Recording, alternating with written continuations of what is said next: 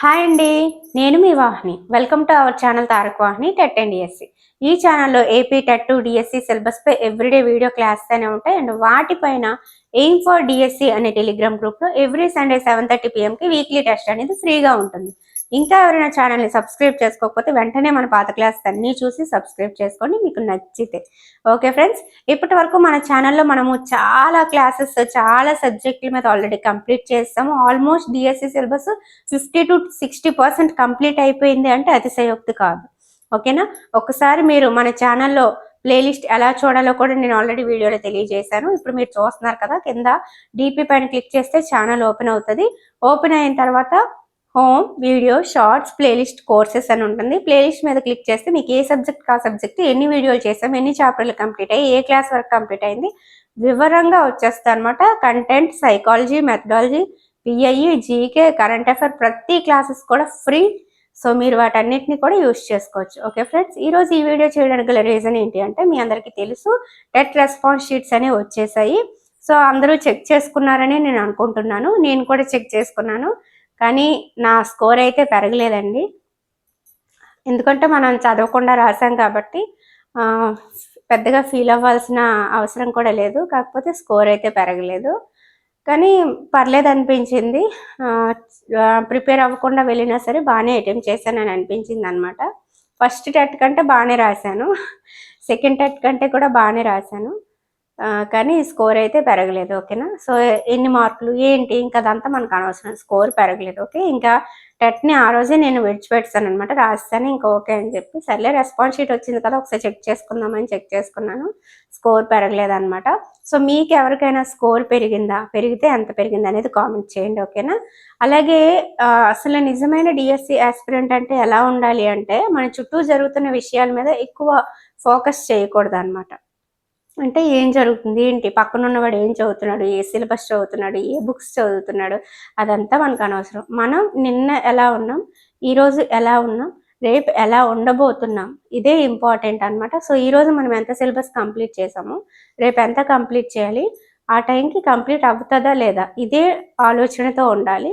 So వాడి TET marks పెరిగాయా, నా టెట్ మార్క్స్ తక్కువ, నాకు పెరగలేదు, నాకు రాదేమో, ఇలాంటి అనవసరపు భయాలు కూడా పెట్టుకోకూడదు. ఓకేనా?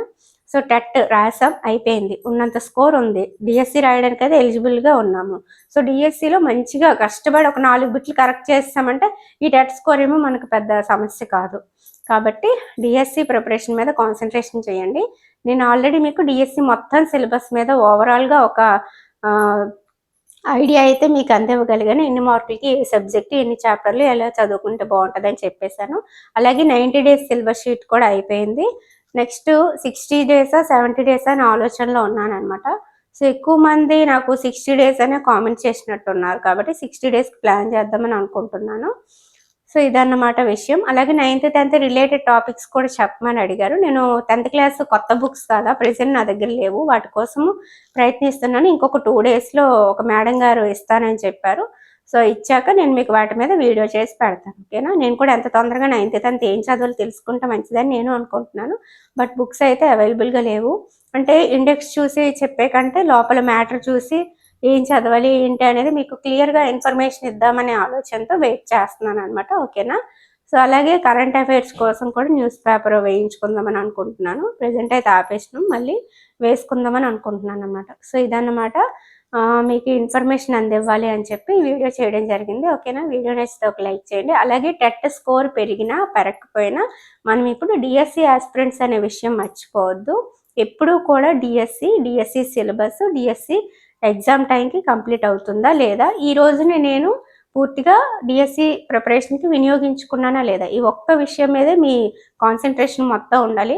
అవతల వాడు ఎక్కడో దూరం వెళ్ళి చదువుతున్నాడు, మనం చదవలేకపోతున్నాం, వాడికి ఎక్కువ మార్కులు టెట్లో వచ్చి మనకు రాలేదు, ఇదంతా కూడా పెట్టుకుంటే ఇంకా మైండ్ డిస్టర్బ్ అవుతుంది తప్ప స్టడీస్ మీద కాన్సన్ట్రేషన్ చేయలేము అనమాట. సో అవన్నీ కూడా విడిచిపెట్టేసి మనం ఏం చేస్తే మనల్ని మనం ఇంప్రూవ్ చేసుకోగలం, మనం వెనకబడి ఉన్న సబ్జెక్ట్ ఏంటి. ఇప్పుడు మీకు టెట్ చేశారు కదా, చేసేటప్పుడు మీకు ఏ సబ్జెక్ట్లో తక్కువ స్కోర్ వచ్చింది అనేది మీకు ఆల్రెడీ అవగాహన ఉంటుంది.